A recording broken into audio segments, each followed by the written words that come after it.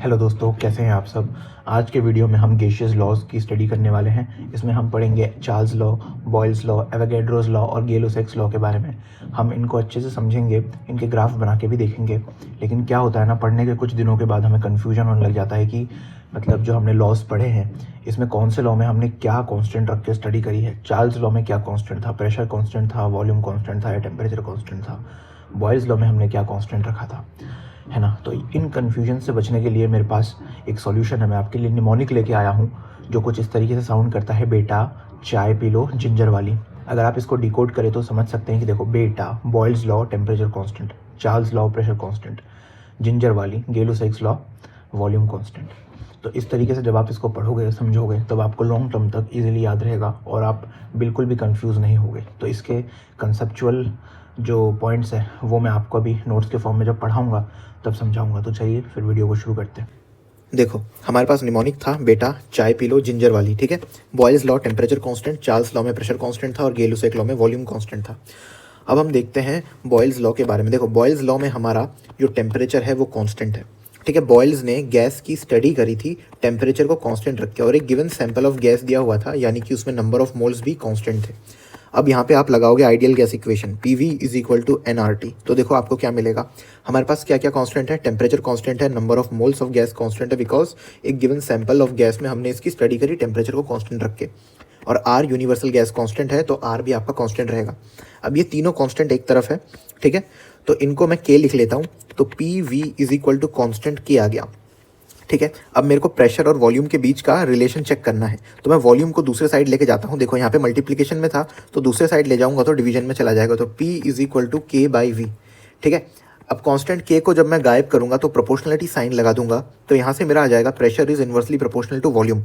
यानी कि given sample of gas में जब आप टेम्परेचर को कांस्टेंट रख के स्टडी करोगे गैस की, तो प्रेशर बढ़ाने पे वॉल्यूम ऑफ गैस घट जाएगा दोस्तों, ठीक है। तो प्रेशर और वॉल्यूम का देखो कैसा रिलेशन आएगा, इन्वर्सली प्रोपोर्शनल वाला रिलेशन आ जाएगा।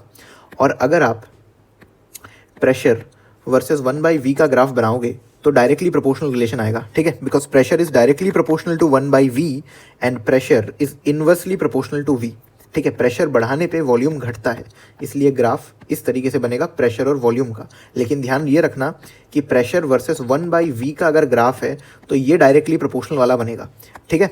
तो अब देखो हम चार्ल्स लॉ की स्टडी कैसे करेंगे। हम चार्ल्स लॉ में गैस की स्टडी करेंगे प्रेशर को कांस्टेंट रख के, और गिवन सैंपल ऑफ गैस है तो number of moles of gas will be constant. अब देखो PV is equal to nRT लगाया, क्या क्या कांस्टेंट थे, number of moles of gas, और चार्ल्स लॉ की कंडीशन के हिसाब से प्रेशर भी कांस्टेंट था, और R यूनिवर्सल गैस कांस्टेंट है तो इसको भी कांस्टेंट रखेंगे। अब हमने क्या करा, वेरिएबल्स को एक तरफ ले आए, यानी कि वॉल्यूम बाई टेम्परेचर लिख दिया, और कांस्टेंट को एक तरफ ले गए, यानी कि NR/P। अब ये देखो ये कांस्टेंट है, इसको हमने K लिख दिया, ठीक है। तो V/T इज इक्वल टू हमारा K आया। अब हम T को दूसरे साइड ले गए बिकॉज हम वॉल्यूम और टेम्परेचर में रिलेशन देखना चाह रहे हैं, तो हमारा V is equal to KT आया। अब K एक कांस्टेंट था, तो कांस्टेंट को जब अपन हटा देते हैं तो एक प्रोपोर्शनलिटी साइन इंट्रोड्यूस करते हैं, तो volume will be directly proportional to temperature. तो इन दोनों का जो ग्राफ बनेगा वो डायरेक्टली प्रोपोर्शनल रिलेशन वाला बन जाएगा। यानी कि जब आप गिवन सैंपल ऑफ गैस की स्टडी करोगे प्रेशर को कांस्टेंट रख के, तब जब आप टेम्परेचर बढ़ाओगे तो गैस का वॉल्यूम भी क्या होगा, बढ़ता जाएगा। अब देखो यहाँ पे हमारे पास एक चीज़ थी, V/T is equal to K, यानी कि V/T आपका कांस्टेंट आ रहा था, तो आप इसको ऐसे भी लिख सकते हो V1/T1 is equal to V2/T2, ठीक है। सिमिलरली बॉयल्स लॉ में देखो हमारा PV is equal to constant आ रहा था, ठीक है। तो हम बॉयल्स लॉ में ऐसा भी लिख सकते हैं P1V1 is equal to P2V2। अब हम समझते हैं गै-लुसैक्स लॉ को। देखिए, अकॉर्डिंग टू गै-लुसैक्स लॉ हमको गैस की स्टडी करनी है वॉल्यूम को कांस्टेंट रख के, ठीक है। और हमारे पास यहाँ पे गिवन सैंपल ऑफ गैस है, तो हमारे पास नंबर ऑफ मोल्स भी जो हैं गैस के वो कांस्टेंट है। तो हमने आइडियल गैस इक्वेशन लिख दिया PV is equal to nRT। इसमें हमारे पास क्या क्या कांस्टेंट है, वॉल्यूम कांस्टेंट है क्योंकि गै-लुसैक्स लॉ पढ़ रहे हैं, गिवन सैंपल ऑफ गैस है तो नंबर ऑफ मोल्स भी कांस्टेंट है, और R यूनिवर्सल गैस कांस्टेंट है तो R को भी हम कांस्टेंट रख रहे हैं।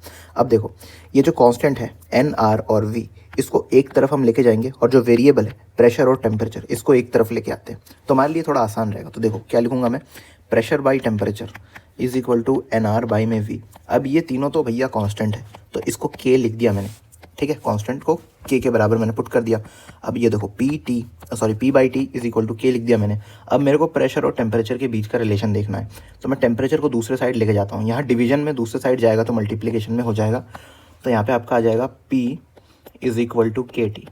ठीक है, अब K एक कॉन्स्टेंट है और मेरे को प्रेशर और टेम्परेचर के बीच का देखना है रिलेशन। तो मैं K को जब गायब करूँगा तो एक प्रोपोर्शनलिटी साइन इंट्रोड्यूस करूँगा, तो pressure will be directly proportional to temperature.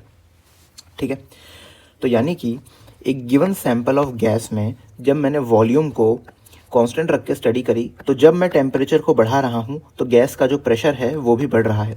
इसका मतलब ये होगा कि प्रेशर और टेम्परेचर का जो ग्राफ है वो कुछ इस तरीके से आएगा, डायरेक्टली प्रोपोर्शनल रिलेशन है क्योंकि इन दोनों के बीच में। ठीक है दोस्तों, और यहाँ पे मैं एक और चीज़ आपको बताना चाहता हूँ। देखो P/T is equal to constant था, यहाँ पे देखो P/T is equal to constant था, तो मैं इसको ऐसे भी लिख सकता हूँ कि P1/T1 is equal to P2/T2। तो ये हो गया आपका गेल-लुसाक्स लॉ। अब देखो एवोगैड्रो लॉ, इसका स्टेटमेंट आपसे ये कहता है कि जब प्रेशर और टेम्परेचर कांस्टेंट होते हैं तो volume of gas directly proportional to number of moles हो जाते हैं। यानी कि कांस्टेंट प्रेशर और टेम्परेचर पर अगर आप number of moles of gas बढ़ाते जाओगे तो उसकी वॉल्यूम भी बढ़ती जाएगी। ठीक है, तो यानी कि वॉल्यूम और number of moles of gas में डायरेक्टली प्रोपोर्शनल रिलेशन है, तो ग्राफ भी डायरेक्टली प्रोपोर्शनल वाला ऐसा बन जाएगा। ठीक है, तो आइडियल गैस इक्वेशन लगा दो, PV is equal to nRT। Pressure को रखो कांस्टेंट, टेम्परेचर को रखो कांस्टेंट, ये जो आपका R है यूनिवर्सल गैस कांस्टेंट, इसको रखो कांस्टेंट। ठीक है, P को उस तरफ लेके जाओ तो V is equal to N RT/P। RT/P क्या है दोस्तों? कांस्टेंट है, तो V is equal to KN आ जाएगा। ये कांस्टेंट को यहाँ से गायब कर दो तो volume will be directly proportional to number of moles, दोनों के बीच का ग्राफ इस तरीके से बन जाएगा दोस्तों। तो दोस्तों यहीं तक था हमारा आज का वीडियो। बताना वीडियो कैसा लगा, आपको समझ में आया या नहीं आया। देखो बेस्ट तरीका ये है गैस के लॉस को याद करने का कि आप निमोनिक ध्यान में रख लो। बेटा चाय पी लो जिंजर वाली, बॉयल्स लॉ टेम्परेचर कांस्टेंट, चाय पी लो, Charles law pressure constant, ginger वाली गेल-लुसाक्स लॉ वॉल्यूम कांस्टेंट, और एवोगैड्रो लॉ में क्या था? Volume is directly proportional to number of moles of gas, जब अपन टेम्परेचर और प्रेशर को कांस्टेंट रख के गैस की स्टडी कर रहे थे। ठीक है, फिर मैंने आपको आइडियल गैस इक्वेशन को लिख के दिखाया और फिर वहाँ पे हम कैसे इन कांस्टेंट का इस्तेमाल करके रिलेशंस निकालते हैं और ग्राफ्स बनाते हैं, वो मैंने आपको समझाने की कोशिश करी है। ठीक है, मैंने आपको नहीं कहा कि आप याद कर लो, आप बस आइडियल गैस इक्वेशन को ध्यान रखो और निमोनिक को याद रखना बस, और फिर आप कंसेप्ट के हेल्प से सारी चीज़ें कर ले जाओगे, कोई दिक्कत की बात नहीं है। तो वीडियो कैसा लगा बताना, अगर अच्छा लगा तो लाइक करना, कमेंट भी कर सकते हो, बता सकते हो कि किस टॉपिक पर मैं वीडियो बनाऊँ। ठीक है, और चैनल को सब्सक्राइब भी कर सकते हो। ठीक है ना, इसी तरीके के कंटेंट के लिए अगले वीडियो में मिलते हैं आपसे, तब तक के लिए बाय बाय।